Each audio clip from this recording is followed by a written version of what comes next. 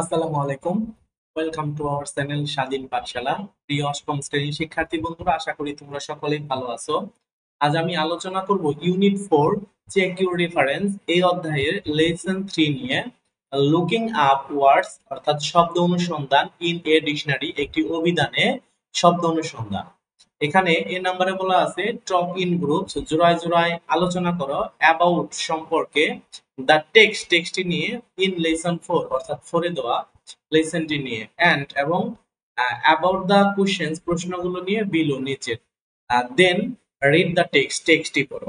অর্থাৎ এখানে আমরা দেখতে পাচ্ছি দুটি টেক্সট প্রশ্ন দেওয়া আছে, অর্থাৎ প্রথম প্রশ্ন এবং এটা হচ্ছে দ্বিতীয় প্রশ্ন। এখানে আমাদের প্রথম প্রশ্ন বলেছে, ইজ দেয়ার এনি কানেকশন, কোনো সম্পর্ক আছে, between the alphabet and a dictionary, অর্থাৎ বর্ণমালা এবং হচ্ছে ডিকশনারির মধ্যে কি কোনো সম্পর্ক আছে? হোয়াট ডু ইউ আন্ডারস্ট্যান্ড, তুমি কি বুঝো, বাই আলফাবেটিক্যাল অর্ডার, অর্থাৎ বর্ণানুক্রম অনুসারে তুমি কি বুঝো? এই হচ্ছে দুইটি প্রশ্ন। আমরা এখন এই দুটি প্রশ্নের উত্তর দিব। আমাদের এক নাম্বার প্রশ্ন এখানে বলা আছে, ইজ দেয়ার এনি কানেকশন, কোন সম্পর্ক আছে, between the alphabet and a dictionary, অর্থাৎ ডিকশনারি এবং বর্ণমালার মধ্যে কি কোনো সম্পর্ক আছে? অ্যান্সার হচ্ছে ইয়েস, হ্যাঁ, দেয়ার ইজ এ কানেকশন, সম্পর্ক আছে বিটুইন দ্য আলফাবেট বর্ণমালার মধ্যে এন্ড এ ডিকশনারি এবং একটি অভিধানের মধ্যে। The word of a dictionary, অর্থাৎ একটি অভিধানের শব্দ আর অ্যারেঞ্জ সাজানো থাকে ইন আলফাবেটিক্যাল অর্ডার, অর্থাৎ বর্ণানুক্রম ধারা অনুযায়ী। এটাই হচ্ছে এটার মধ্যে একটা সম্পর্ক। আর তারপরে আমরা 2 নাম্বার প্রশ্নে দেখতে পাচ্ছি, হোয়াট ডু ইউ আন্ডারস্ট্যান্ড, তুমি কি বুঝো, বাই আলফাবেটিক্যাল অর্ডার, অর্থাৎ বর্ণানুক্রম বলতে তুমি কি বুঝো?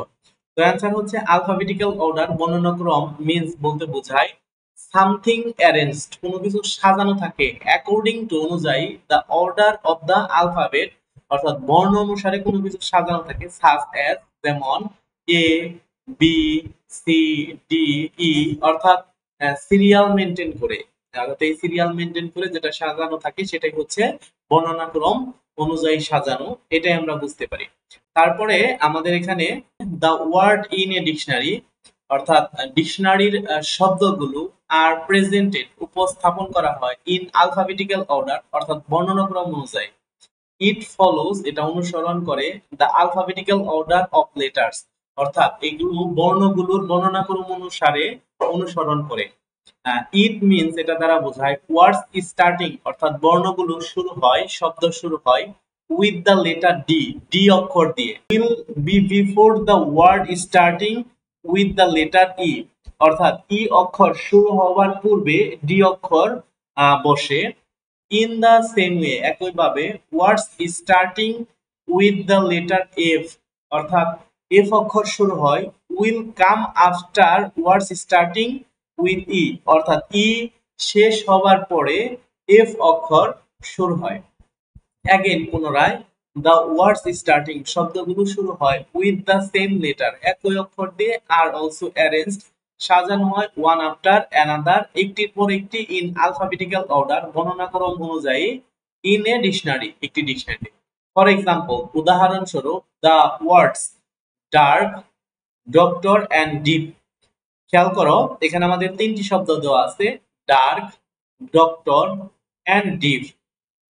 All start with letter D, অর্থাৎ এই তিনটি অক্ষরই ডি দিয়ে শুরু হয়েছে। দিস ওয়ার্ডস, এই শব্দগুলো appear in a dictionary in the order of, প্রথমে হবে ডার্ক, যেমন ডি এর পরে আছে এ, তারপরে ডি এর পরে ই এবং ডি এর পরে উ, অর্থাৎ আমাদের ডি তিনটার মধ্যে দেওয়া আছে, কিন্তু খেয়াল করতে হবে দ্বিতীয় অক্ষরটি কোনটি আগে, অর্থাৎ দ্বিতীয় যে অক্ষরটি আছে সেই অক্ষরটি কোনটি আগে, এ আগে, ই আগে, না উ আগে, অর্থাৎ যেটা আগে হবে।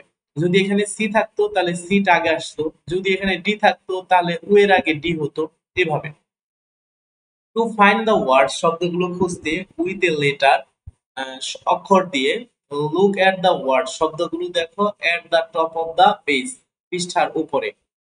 হোয়াইল ডুইং দ্য অ্যাক্টিভিটি, যখন তুমি কাজগুলো করবে, ইউজ এ ডিকশনারি, একটি ডিকশনারি ব্যবহার করো, অর এ ডিকশনারি পেজ ব্যবহার করো, as much as you can, অর্থাৎ তোমার যত খুশি তত ডিকশনারি পৃষ্ঠা ব্যবহার করতে পারো। অর্থাৎ এখানে আমাদের কয়েকটা কাজ দেওয়া আছে, যেমন বিতে, সিতে, ডি তে এবং ই তে, অর্থাৎ এখানে চারটি কাজ দেওয়া আছে, এগুলো আমাদের করে দেখাতে হবে। প্রথমে বলেছে অ্যারেঞ্জ দ্য ফলোইং ওয়ার্ডস, নিচের শব্দগুলো মিল করো ইন আলফাবেটিক্যাল অর্ডার, অর্থাৎ বর্ণনাক্রম অনুযায়ী সাজাও। অর্থাৎ এখানে আমাদের entertainment, knowledge, culture, art, painting, thought, interest, heritage, yellow এবং ফিউচার, এই শব্দগুলো দেওয়া আছে, এই শব্দগুলো আমাদের সাজাতে হবে।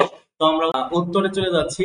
যেমন এখানে আমাদের প্রথমে বলেছে বি নাম্বারে, উত্তরগুলোর মধ্যে দেখো এ নাম্বারে আমাদের প্রথমে হবে এ দিয়ে শুরু। প্রথমে যেমন দেওয়া আছে আর্ট, আমরা আর্ট শব্দটা নিয়েছি। এরপর হচ্ছে সি, যেমন সি দিয়ে শুরু হয়েছে, অতএব আমরা কালচার নিয়েছি।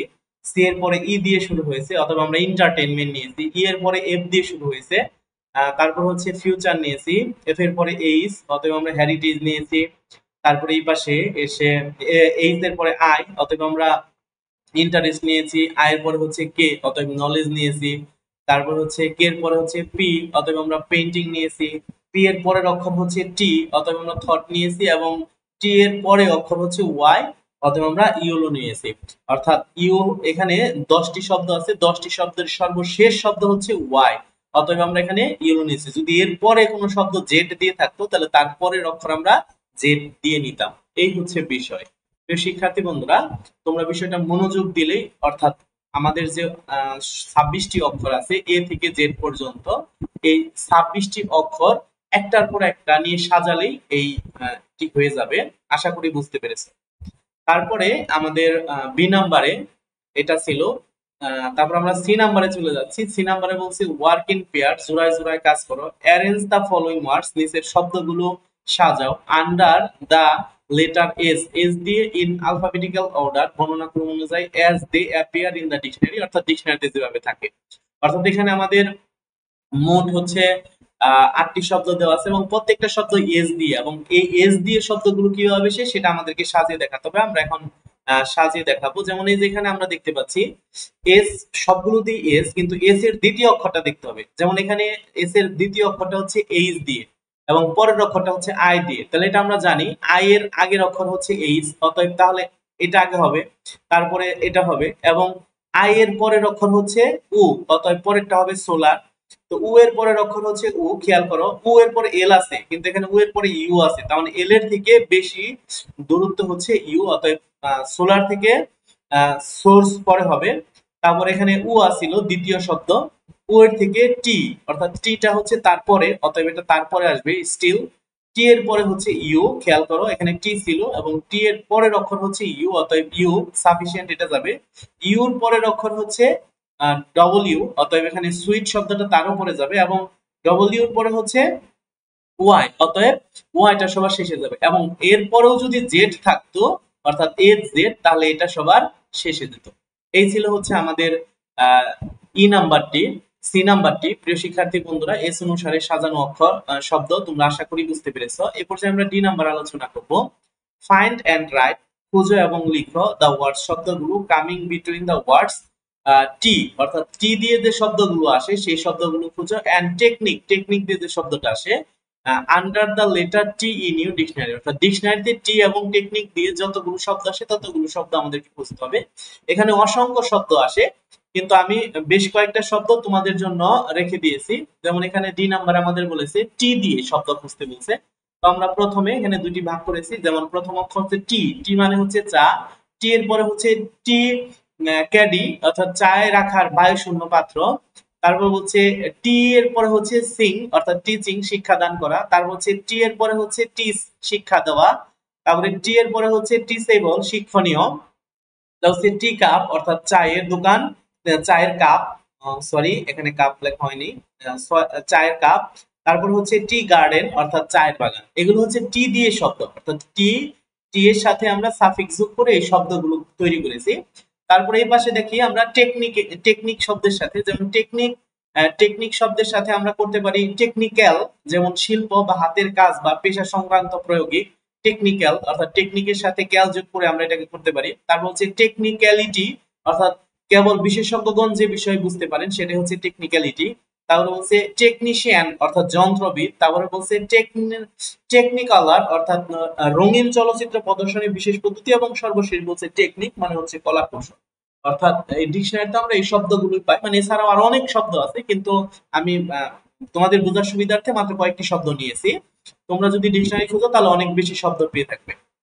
তারপরে আমরা দেখতে পাচ্ছি ই নাম্বারে বলেছে show in which order are the following words arranged in lesson 3। অর্থাৎ এখানে আমাদের কিছু শব্দ দেওয়া আছে এফ দিয়ে, অর্থাৎ এই এফ দিয়ে শব্দগুলো আমাদেরকে সাজিয়ে দেখাতে হবে। আমরা চলে যাচ্ছি উত্তরে। দেখো এখানে আমি এফ দিয়ে শব্দগুলো সাজিয়েছি, আর বলছে শো, দেখাও কিভাবে নিচের শব্দগুলো সাজানো আছে অ্যারেঞ্জড ইন লেসন 3 তে। মানে এখানে বলেছে উত্তরে দিস ওয়ার্ডস আর অ্যারেঞ্জড, এই শব্দগুলো সাজানো আছে ইন আলফাবেটিক্যাল অর্ডার, অর্থাৎ বর্ণনাক্রম অনুযায়ী।